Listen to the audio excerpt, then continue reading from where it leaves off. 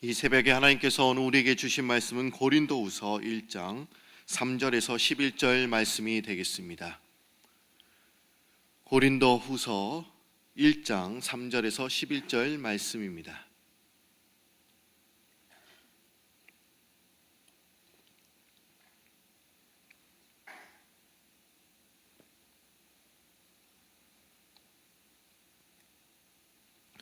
고린도서 1장 3절에서 11절 말씀입니다. 우리 한 절씩 교독하시겠습니다. 찬송하려다 그는 우리 주 예수 그리스도의 하나님이시요 자비 아버지시요 모든 위로의 하나님이시며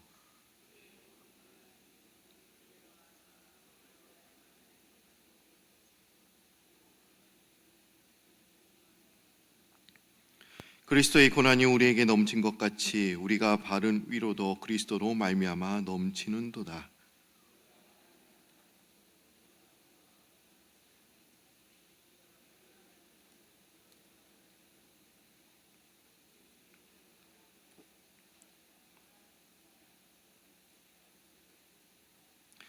너희를 위한 우리의 소망이 견고함은 너희가 고난에 참여하는 자가 된 것 같이 위로에도 그러한 줄을 알미라.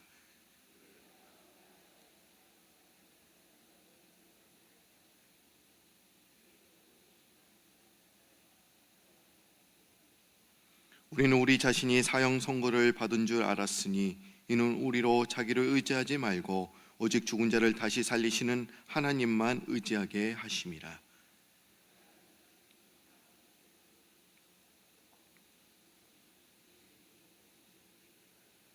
11절 말씀 한 목소리 읽겠습니다. 너희도 우리를 위하여 간구함으로 도우라. 이는 우리가 많은 사람의 기도로 얻은 은사로 말미암아 많은 사람이 우리를 위하여 감사하게 하려 함이라. 아멘. 오늘은 메모리얼 데이입니다. 쉬는 날인데도 많은 분들이 나와주셨어요. 우리 한번 옆에 있는 분들과 인사를 나누실까요? 잘 오셨습니다. 반갑습니다. 오늘도 큰 은혜가 임하게 될 줄로 믿습니다. 오늘 본문 말씀을 보시면 많이 등장하는 단어가 있습니다. 그 단어가 오늘의 키워드 단어입니다. 과연 그것이 무엇입니까? 아마 눈치가 있는 분들은 다 아셨을 거예요. 그 단어는 위로입니다. 3절에서 12절까지의 말씀을 보시면 위로라는 단어가 10번 등장합니다. 아마 지금 10번이 맞는지 세는 분도 있을 것 같아요. 제가 다 확인했습니다. 세지 않으셔도 돼요. 믿어주시기 바랍니다.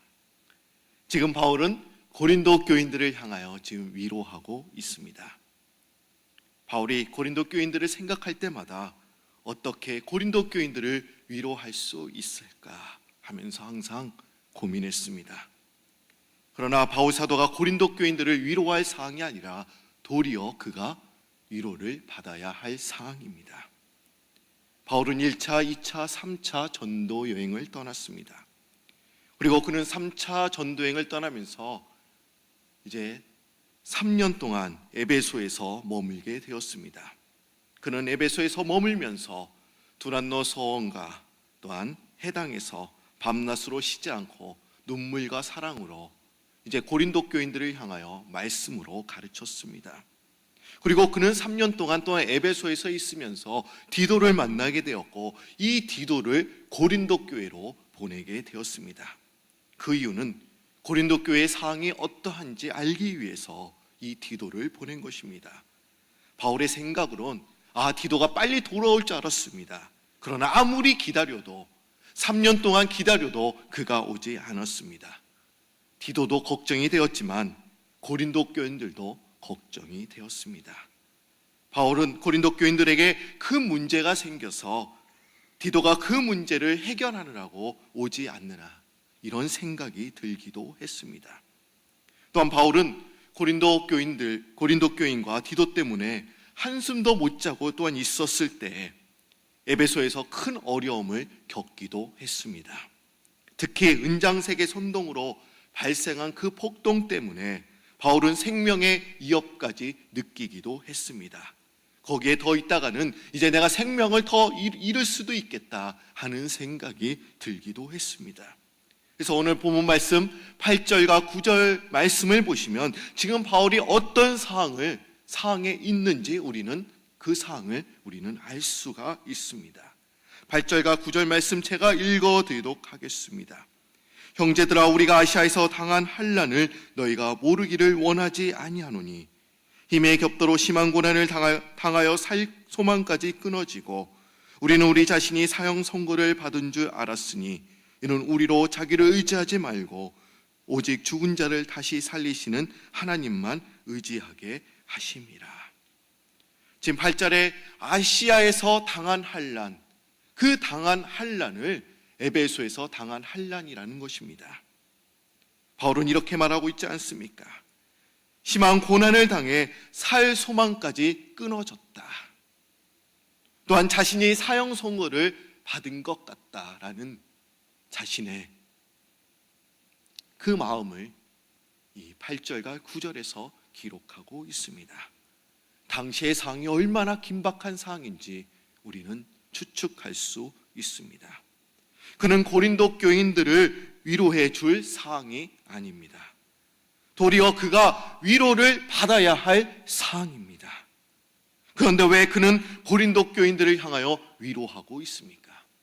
혹시 여러분 이 자리에 위로받기 위해서 이 자리에 오셨습니까? 솔직히 저도 위로받아야 할 사람이에요. 그렇죠? 오늘 읽지는 않았지만 고린도후서 4장 8절에서 10절 말씀 한번 찾아보도록 하겠습니다. 우리 고린도후서 1장을 읽으셨어요. 좀만 뒤로 넘기시면 돼요. 고린도후서 4장 8절에서 10절까지의 말씀. 고린도후서 4장 8절에서 10절 말씀입니다. 우리 한 절씩 한번 교독하겠습니다. 우리가 사방으로 우여쌈을 당하여도 쌓이지 아니하며 답답한 일을 당하여도 낙심하지 아니하며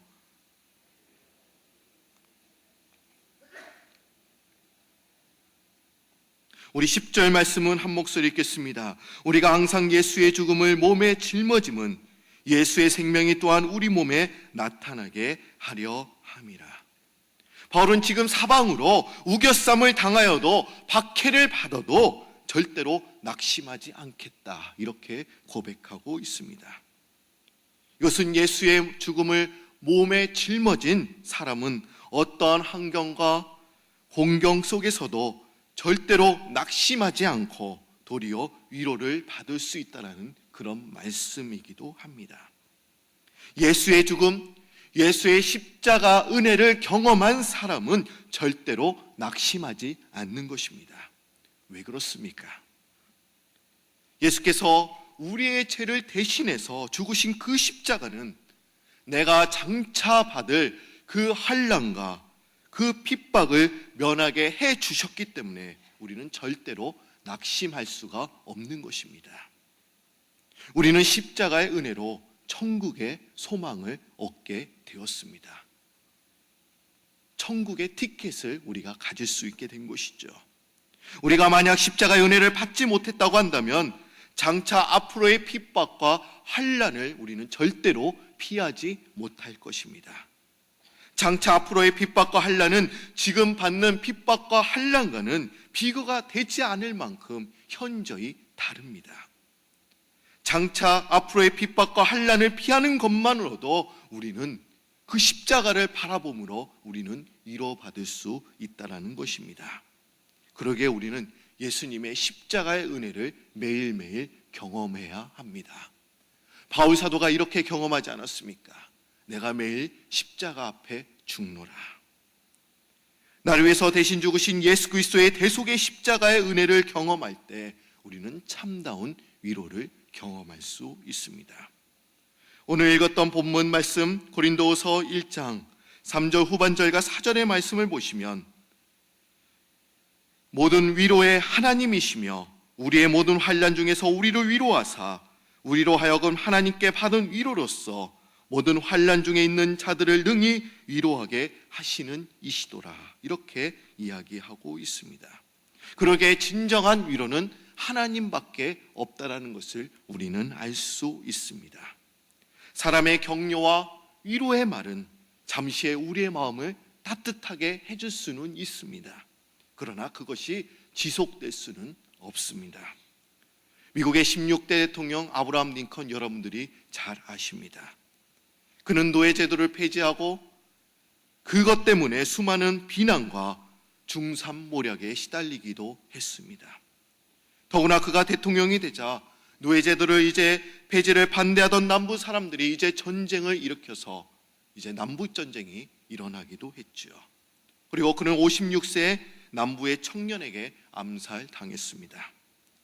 근데 미국 여러분들이 아신 것처럼 워싱턴에 가보시면 스미소니언 박물관을 여러분들은 한 번 정도는 다 가보셨을 것입니다.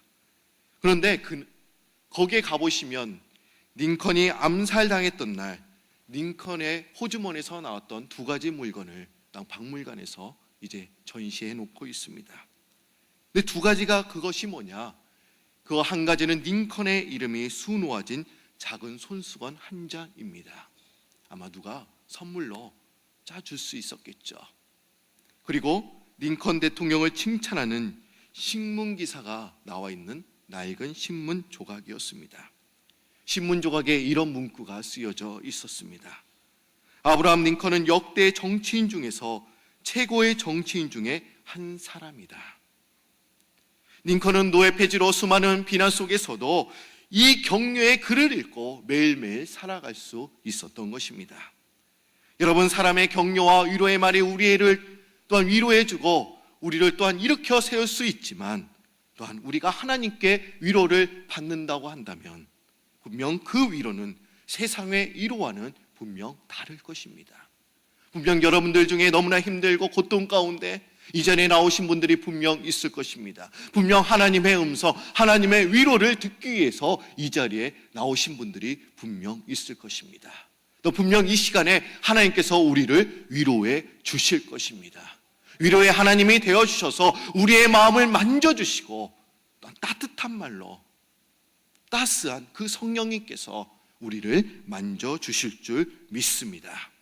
그럼 우리는 하나님으로부터만 우리가 진정한 위로를 받을 수 있는데, 그럼 실제적으로 어떻게 해야 우리가 위로를 받을 수 있을까요?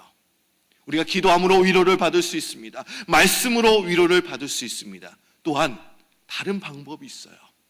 오늘 말씀을 통해서 어떻게 우리가 실제적으로 위로를 받을 수 있냐, 그 해결 방법을 찾는 여러분들이 되시기를 바랍니다.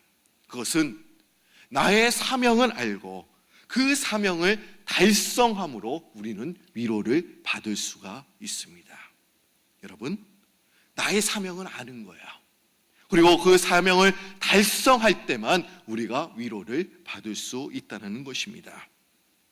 제가 이 아침에 한 편의 시를 또한 읽어드리도록 하겠습니다. 김홍식 씨가 지은 위로라는 그런 시입니다. 시의 내용은 이렇습니다. 대통령도 위로가 필요하고 건달도 위로가 필요합니다. 꼴찌에게도 위로가 필요하고 1등도 위로가 필요합니다. 새침대기에도 위로가 필요하고 털털한 사람에게도 위로가 필요합니다. 아들은 늘 아버지에게 위로받고 싶어 합니다. 그러나 아들을 위로하는 아버지는 아들보다 더 위로가 필요한 사람들입니다. 아들이 가진 문제는 이미 아버지가 다 겪어온 일이지만 아버지의 문제는 한 번도 겪어보지 못한 일이기 때문입니다. 아들은 별것 아닌 일로 아버지의 위로를 받지만 아버지는 아주 큰 일을 당하고도 위로받지 못합니다. 딸은 한 번도 어머니를 위로하지 않습니다. 딸이 받은 위로는 어머니의 피와 생명입니다. 젊은 딸에게 어머니의 위로는 생명의 양식입니다. 딸은 고통 속에서 어머니의 위로를 받으며 성숙하지만 어머니는 딸을 위로하며 2배로 늙어갑니다. 김홍식 씨가 지은 위로라는 시, 과연 여러분들이 이 시를 들으시면서 어떤 느낌을 받으셨습니까? 저는 이 시를 읽으면서 위로받아야 할 대상은 우리의 어머니, 아버지, 부모님이 아닌가 하는 생각이 들었습니다. 우리 부모님이야말로 많은 고통과 아픔을 겪으면서 도대체 어디서 살아갈 힘을 얻고 어떻게 상한 마음을 극복하셨는지 우리는 잘 알 수가 없습니다. 자녀들이야 힘들고 지치면 부모님에게 찾아가서 위로받을 수가 있습니다. 그것도 자녀들이 부모님에게 위로를 받을 수 있는 것은 부모님은 자녀들이 겪었던 그 경험을 다 경험해 봤습니다. 또한 그 해답을 알기 때문에 우리가 부모님에게 찾아가는 것이죠. 반대로 간혹 자녀들이 부모님을 위로해 줄 수는 있겠지만 그것이 참다운 위로는 될 수는 없습니다. 그럼 우리는 어떻게 위로를 받을 수 있습니까? 과연 나를 키워주신 그 부모님은 어떻게 위로를 받으셨을까요? 그것은 부모님은 자녀들이 장성해서 그들이 하나님의 사람이 되어 하나님과 세상으로부터 인정받는 것을 보면서 우리의 부모님들은 위로를 받습니다. 나의 자녀들이 잘 되는 것을 보면서 나의 자녀들이 믿음의 사람으로 하나님의 사람으로 자라나는 것을 보면서 우리의 부모님들은 위로를 받습니다. 그러기에 여러분, 부모님의 사명, 과연 우리들의 의무는 과연 무엇입니까? 자녀들을 이 시대에 필요한 일꾼으로 또한 키우는 것입니다. 그리고 그들을 믿음의 사람으로 하나님의 사람으로 키우는 것이 우리의 사명입니다. 자녀들이 이 시대에 필요한 일꾼으로 성장할 때 부모님은 그 모습을 보면서 위로를 받을 수 있는 것입니다.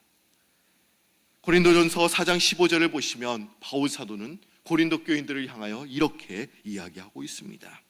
내가 복음으로써 너희를 낳았다. 그냥 낳은 게 아니에요. 복음으로써 너희를 낳았다. 내가 복음으로 너희를 낳았다는 것은 내가 너희들에게 있어서 영적 아버지라는 그런 의미인 것입니다. 내가 너희의 영적 아버지가 되는 거야. 이렇게 항상 고백했다는 것입니다. 과연 여러분들, 바울의 사명이 무엇이었습니까? 바울의 사명은 때를 얻든지 못 얻든지 간에 복음을 전파하는 일이 그의 사명이었습니다. 바울은 하나님께서 주신 사명을 포기하지 않고 또한 최선을 다했던 사람이었습니다. 또한 자신이 뿌린 씨앗들이 풍성한 열매를 맺게 되었을 때 그것을 보고 그 자신은 위로받을 수가 있었습니다. 각종 우상으로 문든 그 고린도 교인들을 바라보고 이 고린도 교인들이 자신의 죄를 고백하고 제단 앞에서 눈물을 흘렸을 때 그 눈물의 회개의 그 눈물을 보면서 그는 위로를 받을 수 있었다는 것입니다. 헨리 나우엔이 쓴 상처 입은 치유자라는 책이 있습니다. 아마 여러분들 중에도 이 책을 읽으신 분들이 분명 있을 것입니다. 헨리 나우엔, 영성가입니다. 근데 이 제목 자체만으로도 의미심장한 그런 말이지요. 상처 입은 치유자. 그는 이 책에서 예수님을 상처받은 치유자라고 표현하고 있습니다. 예수님은 뭇 사람들로부터 또한 상처를 받았습니다. 제자들의 배신으로 또한 상처를 받았습니다. 그리고 마지막으로 십자가에서 상처를 받고 그는 거기서 살이 찢겨지는 그런 고통을 당하셨습니다. 예수님의 생애를 한마디로 우리가 말한다고 한다면 그는 상처받은 인생이라고 우리는 말할 수 있습니다. 그럼에도 불구하고 그는 그러한 상처를 원망하지 않으셨고 또 불평하지도 않으셨습니다.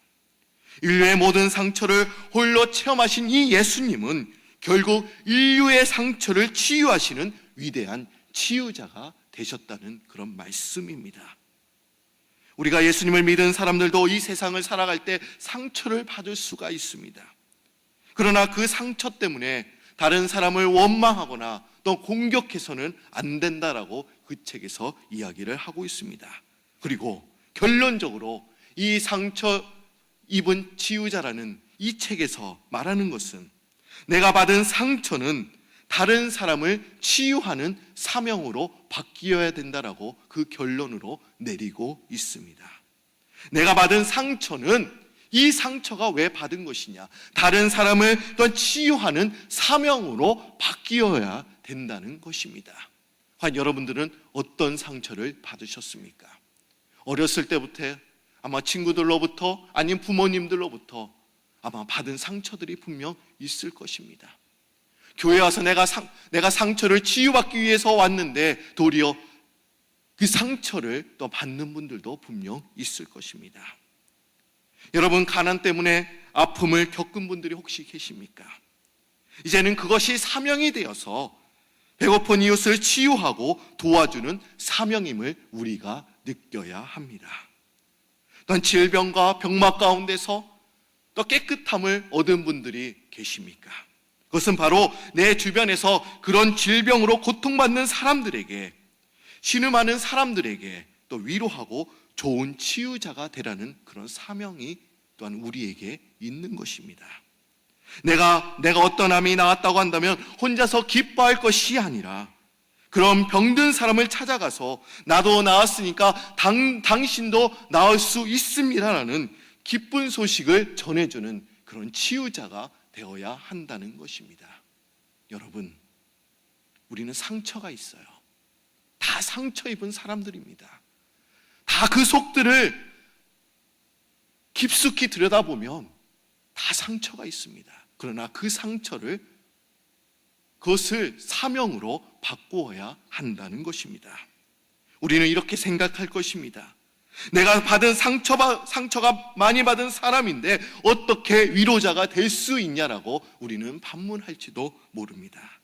그러나 내가 받은 상처는 나와 똑같은 상처를 받은 사람들에게 위로의 기회가 되는 것입니다. 그리고 그 상처가 사명으로 또 바뀌게 되는 것입니다. 그러게 우리가 위로받기 위해서는 과연 그것이 무엇이냐? 먼저 자신의 사명을 먼저 찾아야 합니다. 바울은 분명 상처받은 그런 사람이었습니다. 그러나 자신이 뿌린 복음의 씨앗들이 자라나는 것들을 보면서, 그것을 보면서 흐뭇해하면서 위로받을 수 있었습니다. 그러게 우리는 우리의 자신의 사명이 무엇인지 먼저 깨닫는 여러분들이 되시기를 바랍니다. 나의 받은 상처도 이거 가지고 내가 다른 사람을 치유할 수 있어, 내가 그런 사명을 받았어, 이런 믿음이 우리 안에 있기를 바랍니다. 오늘 우리가 쉬는 날이에요. 메모리얼 데이. 아마 일터로 나가시는 분들도 분명 있을 것입니다. 여러분, 우리가 얼마나 많은 상처를 받고 있습니까? 가족으로부터 상처를 받고, 직장 동료로부터도 상처를 받습니다. 또한 아내로부터, 남편으로부터도 우리가 상처를 받을 수 있습니다. 그때 얼마나 울고 싶습니까? 근데 여러분, 이 자리에 나와서 주님, 나의 상처를 좀 치유해 주십시오, 이렇게 고백하며 눈물을 흠뻑 흘리면서 오늘 자유롭게 기도하시는 여러분들이 되시기를 바랍니다. 주님께서는 여러분들을 위로해 주세요. 어루만져 주세요. 그리고 그 상처가 왜 나한테 상처를 주셨습니까? 이렇게 불평하는 것이 아니라 그 상처를 통해서 다른 사람을 치유해 줄 수 있는 기회가 되신다는 것을 깨닫고 오늘 주님께 마음껏 기도하시는 여러분들이 되시기를 소망합니다. 다 같이 기도드립니다. 오늘 이 아침에도 성령께서 우리와 함께하여 주시고 우리를 위로해 주심에 감사드립니다. 바울도 위로받아야 할 사람인데 도리어 고린도 교인들을 향하여 위로해 주고 있습니다. 그 위로의 원동력은 자신의 사명을 깨닫고 그 사명이 또 열매를 맺게 되었을 때 그것을 보면서 위로를 받게 되었습니다. 주 하나님, 우리도 받은 상처들이 있습니다. 그러나 그 상처가 또한 다른 사람을 치유해 주는 그런 사명임을 우리가 깨닫고 나아가는 우리 프라미스 믿음의 성도님들이 다 되도록 주님 인도하여 주옵소서. 오늘 메모리얼 데이를 또 보내게 될 때 하나님 우리를 위로하여 주시고 우리가 주님 안에서 참다운 안식을 누릴 수 있는 우리 성도님들 되게 하여 주옵소서. 또 오늘 저녁부터 수요일 저녁까지 유저지에서 장경도 목사님을 모시고 또 부흥 집회가 열리게 됩니다. 아버지요, 그곳에서 성령의 놀라운 역사가 일어나게 하여 주시고 또 말씀으로 힐링되는 귀한 시간 되도록 도와주옵소서. 감사드리며 예수님의 이름으로 기도드립니다. 아멘. 하늘에 계신 우리 아버지여, 이름이 거룩히 여김을 받으시오며 나라의 마옵시며 뜻이 하늘에서 이룬 것 같이 땅에서도 이루어지리이다. 오늘날 우리에게 일용할 양식을 주옵시고 우리가 우리에게 죄진 자를 사하여 준 것 같이 우리 죄를 사하여 주옵시고 우리를 시험에 들게 하지 마옵시고 다만 악에서 구하옵소서. 대개 나라와 권세 영광이 아버지께 영원히 있사옵나이다. 아멘.